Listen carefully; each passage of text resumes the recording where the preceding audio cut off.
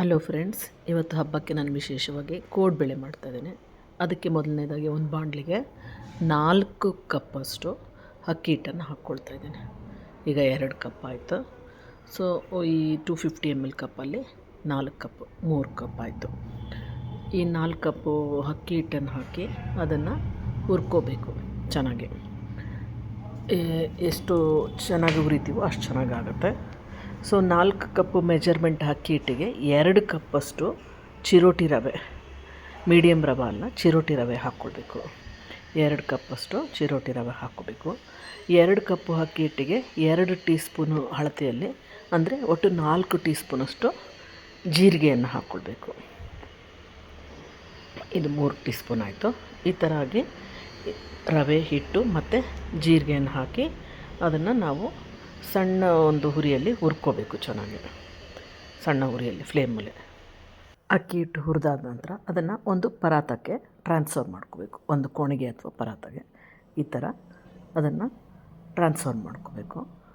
ಬಿಸಿ ಬಿಸಿಯಾಗಿರ್ತಕ್ಕಂಥ ಅಕ್ಕಿ ಹಿಟ್ಟನ್ನು ಕೋಣಿಗೆಯಲ್ಲಿ ಹಾಕ್ಬಿಟ್ಟು ಆ ಒಂದು 4 ಕಪ್ ಅಕ್ಕಿ ಹಿಟ್ಟಿಗೆ ಒಂದು ಅರ್ಧ ಕಪ್ಪಷ್ಟು ಹುರ್ಗಡ್ಲೆ, ಅರ್ಧ ಕಪ್ಪಷ್ಟು ಹಸಿಕಾಯಿ ತುರಿಯನ್ನು ಹಾಕ್ಕೋಬೇಕು. ನಾನು ಹುರ್ಗಡ್ಲೆನ ಮಿಕ್ಸಿ ಮಾಡಿ ಹಾಕ್ಕೊಂಡಿದ್ದೀನಿ ಅರ್ಧ ಕಪ್ಪು. ಆನಂತರ ಹಸಿಕಾಯಿ ತುರಿಯನ್ನು ಸಹಿತ ಮಿಕ್ಸಿ ಮಾಡಿ ಅದೇ ಪರಾತಕ್ಕೆ, ಸೇಮ್ ಪರಾತಕ್ಕೆ ಹಾಕ್ಕೊಳ್ಬೇಕು. ಸೊ ಈಗ ಹಸಿಕಾಯಿ ಆನಂತರ ಇದಕ್ಕೆ ಒಂದು 8 ಟೇಬಲ್ ಸ್ಪೂನಷ್ಟು ತುಪ್ಪವನ್ನು ಹಾಕ್ಕೋಬೇಕು. ಕರೆಕ್ಟಾಗಿ 4 ಕಪ್ಪಿಗೆ 2 ಕಪ್ಪಿಗೆ 4 ಟೇಬಲ್ ಸ್ಪೂನ್ ಥರ 4 ಕಪ್ಪಿಗೆ 8 ಟೇಬಲ್ ಸ್ಪೂನಷ್ಟು ತುಪ್ಪವನ್ನು ಹಾಕ್ಕೊಳ್ಬೇಕು. ನೋಡಿ, ಈ ಥರ 8 ಟೇಬಲ್ ಸ್ಪೂನು ತುಪ್ಪ ಹಾಕಿ ಮಿಕ್ಸಿ ಮಾಡಿರ್ತಕ್ಕಂಥ ಒಂದು ಅರ್ಧ ಬಟ್ಲು ಕಾಯಿ ತುರಿಯನ್ನು ಹಾಕ್ಕೊಂಡು, ಆಮೇಲೆ ರುಚಿಗೆ ತಕ್ಕಷ್ಟು ಸ್ವಲ್ಪ ಉಪ್ಪನ್ನು ಹಾಕ್ಕೊಳ್ಬೇಕು. ಈ ಥರ ರುಚಿಗೆ ತಕ್ಕಷ್ಟು ಉಪ್ಪನ್ನು ಹಾಕ್ಕೊಂಡು ಆನಂತರ ಚೆನ್ನಾಗಿ ಅದನ್ನು ಸ್ವಲ್ಪ ಖಾರ ಪುಡಿ ಹಾಕ್ಕೊಳ್ಬೇಕು. ನಾನು ಸ್ವಲ್ಪ ಖಾರದ ಪುಡಿ, ಅಚ್ಚ ಖಾರದ ಪುಡಿ ಸ್ವಲ್ಪ ಹಾಕ್ಕೊಳ್ತಾಯಿದ್ದೀನಿ. ಆಮೇಲೆ ಪುಟ್ಟ ಮೆಣಸಿಕಾಯಿ ಬರುತ್ತಲ್ಲ, ಲವಂಗ ಮೆಣಸಿಕಾಯಿ, ಅದನ್ನು ಸಹಿತ ಕಡಲೆ ಹಿಟ್ಟಲ್ಲಿ ಮಿಕ್ಸಿ ಮಾಡಿಬಿಟ್ಟು ಹಾಕ್ಕೊಳ್ತಾಯಿದ್ದೀನಿ 1 ಟೀ ಸ್ಪೂನಷ್ಟು.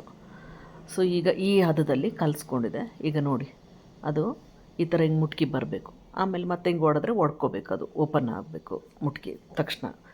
ಸೊ ಜಾಸ್ತಿ ತುಪ್ಪನೂ ಹಾಕ್ಕೋಬಾರ್ದು, ಮೀಡಿಯಮ್ಮಾಗಿ. ಇದು ಲವಂಗ ಮೆಣಸಿಕಾಯಿನ ಕಡಲೆ ಹಿಟ್ಟು ಒಟ್ಟಿಗೆ ಮಿಕ್ಸಿ ಮಾಡಿ ಹಾಕ್ಕೊಂಡಿರೋದು ಖಾರದ ಪುಡಿ. ಸ್ವಲ್ಪ ಖಾರಕ್ಕೆ ಇದು ಖಾರದ ಪುಡಿ ಕಡಿಮೆ ಹಾಕ್ಕೊಂಡಿದ್ದೀನಿ. ಇನ್ನೂ ಸ್ವಲ್ಪ ಉಪ್ಪು ಹಾಕ್ಕೊಂಡು ಇವೆಲ್ಲ ದಿನಸುಗಳನ್ನ ಹಾಕಿ ಚೆನ್ನಾಗಿ ಇದಕ್ಕೆ ಒಂದು ಅರ್ಧ ಟೀ ಸ್ಪೂನಷ್ಟು ಅಜ್ವಾನ ಹಾಕ್ಕೊಂಡಿದ್ದೇನೆ. ಈ ಥರ ಎಲ್ಲ ಹಾಕಿ ಇನ್ನೂ ಸ್ವಲ್ಪ ಖಾರದ ಪುಡಿ ಹಾಕಿ, ಅದು ಪುಟ್ಟ ಮೆಣಸಿಕಾಯಿ, ಈಗ ಎಲ್ಲದನ್ನು ಚೆನ್ನಾಗಿ ಈ ಒಂದು ಹಿಟ್ಟಿನ ಹದಕ್ಕೆ ನಮಗೆ ಒಂದು 3 ಅಥವಾ 3.5 ಕಪ್ಪು, ಅಂದರೆ 250 ml ಕಪ್ಪಲ್ಲಿ 3.5 ಕಪ್ಪು ನೀರು ಹಿಡಿಯುತ್ತೆ ಈ 4 ಚಮಚ 4 ಕಪ್ಪು ಅಕ್ಕಿ ಹಿಟ್ಟಿಗೆ. ಕರೆಕ್ಟಾಗಿ ಮೆಜರ್ಮೆಂಟ್ ಕಲಿಸ್ಕೊಳ್ಳೋದು ಇಂಪಾರ್ಟೆಂಟು. ಸೊ ನೀವು ನೀರು ಮತ್ತು ತುಪ್ಪನ ಎಷ್ಟು ಕರೆಕ್ಟ್ ಮೆಜರ್ಮೆಂಟಲ್ಲಿ ಕಲಿಸ್ಕೋತೀರೋ ಆ ಥರನಾಗಿ ಅವು ಸ್ಮೂತಾಗಿ ಬರ್ತದೆ. ಬಾಯಲ್ಲಿಟ್ಟರೆ ಕರ್ಗೋ ಥರ ಬರುತ್ತೆ. ನೀರು ಜಾಸ್ತಿ ಆಗಬಾರ್ದು, ತುಪ್ಪನೂ ಜಾಸ್ತಿ ಆಗಬಾರ್ದು. 4 ಕಪ್ಪಿಗೆ 3.5 ಕಪ್ ಹದದಲ್ಲಿ ನೀರು ಹಾಕಿ ಕಲಿಸಿದ್ದೀನಿ. ಈ ಥರ ಆಗಿದೆ ನೋಡಿ. ಸೊ ಇದನ್ನು ಒಂದು ಬೌಲಲ್ಲಿ ಟ್ರಾನ್ಸ್ಫರ್ ಮಾಡ್ಕೊಳ್ತಾ ಇದ್ದೀನಿ. ಒಂದು ಬೌಲ್ಗೆ ಇಟ್ಬಿಟ್ಟು ಅದನ್ನು ಒಂದು ಒದ್ದೆ ಬಟ್ಟೆ ಮಾಡಿಬಿಟ್ಟು, ರೊಟ್ಟಿ ಬಟ್ಟೆ ಇರುತ್ತದಲ್ಲ, ಆ ಒದ್ದೆ ಬಟ್ಟೆ ಮಾಡಿಬಿಟ್ಟು ಅದನ್ನು 10 ರಿಂದ 15 ನಿಮಿಷಗಳ ಕಾಲ ಅದನ್ನು ನೆನ್ಕೊಳ್ಲಿಕ್ಕೆ ಬಿಡಬೇಕು. ಏಕೆಂದರೆ ಅದಕ್ಕೆ ನಾವು ಚಿರೋಟಿ ರವೆ ಹಾಕಿದ್ದೀವಿ, ಅದರಿಂದ ಅದು ಸ್ವಲ್ಪ ಎಲ್ಲದು ಚೆನ್ನಾಗಿ ನೆನ್ಕೋಬೇಕು. ಈಗ ಇದನ್ನು ಒಂದು 10 ರಿಂದ 15 ನಿಮಿಷ ಬಿಡಬೇಕು. ಆನಂತರ ಹಿಟ್ಟನ್ನು ತೊಗೊಂಡ್ಬಿಟ್ಟು ಒಂದು ಸಣ್ಣ ಪೂರಿ ಹದದಲ್ಲಿ, ಪೂರಿ ಹಿಟ್ಟಿನ ಒಂದು ಹುಳ್ಳಿಗಳ ಥರ ತೊಗೊಂಡು ಈ ಥರ ಕೈಯಲ್ಲಿ ಉದ್ದಕ್ಕೆ ಒಸ್ಕೋಬೇಕು. ಒಸ್ಕೊಂಡು ಅದನ್ನು 2 ತುದಿನ ಜಾಯಿಂಟ್ ಮಾಡಬೇಕು. ಸೊ ಈ ಥರ ಕೋಡ್ಬೇಳೆನ ತಟ್ಟೆಯಲ್ಲಿ ಮಾಡಿಟ್ಕೊಂಡ್ಬಿಟ್ಟು ಒಟ್ಟಿಗೆ ಆಮೇಲೆ ಎಣ್ಣೆಲಿ ಹಾಕಿ ಕರ್ಕೋಬೇಕಾಗುತ್ತೆ. ಈ ಥರ ಕೈಯಲ್ಲಿ ಹೀಗೆ ಉದ್ದಕ್ಕೆ ಒಸೆಯೋದ್ರಿಂದ ಅದು ಒಳಗಡೆ ಟೊಳ್ಳಾಗಿ ಉಳಿಯುತ್ತದೆ. ಟೊಳ್ಳು ಬರುತ್ತೆ ಒಳಗಡೆ. ಸೊ ಮೇಲ್ಗಡೆ ಸಾಪಾಗಿ ಬರುತ್ತೆ. ಸೊ ಈ ಥರ ಕೈಯಲ್ಲಿ ಉದ್ದಕ್ಕೆ ಈ ಥರ ಒಸ್ಕೋಬೇಕು. ಯೂಶ್ವಲಿ ಹಿಂಗೆ ಅಡ್ಡ ಈ ಥರ ಒಸಿದ್ರೆ ಅದು ಅಷ್ಟು ಸರಿ ಬರಲ್ಲ. ಈ ಥರನೇ ಉದ್ದುದ್ದಕ್ಕೆ ಒಸ್ಕೋಬೇಕು ಕೋಡ್ಬೇಳೆನ. ಈ ಥರ ಒಸ್ಕೊಂಡು 2 ತುದಿಗಳನ್ನು ಜಾಯಿನ್ ಮಾಡಿ ಒಂದು ತಟ್ಟೆಯಲ್ಲಿ ಒಂದು 2-3 ತಟ್ಟೆ ಮಾಡಿಟ್ಕೊಂಡು ಆಮೇಲೆ ಕರಿಬೇಕು. ಈಗ ನಾನು ಎಣ್ಣೆಯಲ್ಲಿ ಹಾಕಿದ್ದೀನಿ. ಈ ಥರ ಒಂದು ಹೊಂಬಣ್ಣ ಬಂದಾಗ ಆ ಕೋಡ್ಬೇಳೆನ ತಕ್ಕೊಳ್ಬೇಕು. ನೋಡಿ ಯಾವ ಥರ ಹೊಂಬಣ್ಣವಾಗಿ ಬಂದಿದ್ದಾವೆ. ಸೊ ಈ ಥರ ಹೊಂಬಣ್ಣ ಬಂದಾಗ ತೆಗೆದ್ರೆ ಅದು ಆಮೇಲೆ ತಣ್ಣಗಾದ್ಮೇಲೆ ಇನ್ನೂ ಸ್ವಲ್ಪ ಕಲರ್ ಚೇಂಜ್ ಆಗುತ್ತೆ. ಆದ್ದರಿಂದ ಸ್ವಲ್ಪ ಹೊಂಬಣ್ಣ ಇರುವಾಗಲೇ ತೆಗಿಬೇಕು, ತೀರಾ ಕೆಂಪಾಗೋವರೆಗೂ ಬಿಡಬಾರ್ದು ಜಾಸ್ತಿ. ಈ ಥರ ಎಲ್ಲ ಕೋಡ್ಬೇಳೆಗಳನ್ನು ಟ್ರಾನ್ಸ್ಫರ್ ಮಾಡ್ಕೊಳ್ತಾ ಇದ್ದೀನಿ. ಅದು ಸ್ವಲ್ಪ ತಕ್ಕೊಳ್ಳೋಕ್ಕೆ ಒಂದು ಸ್ವಲ್ಪ ನಿಧಾನ ಆಗುತ್ತೆ.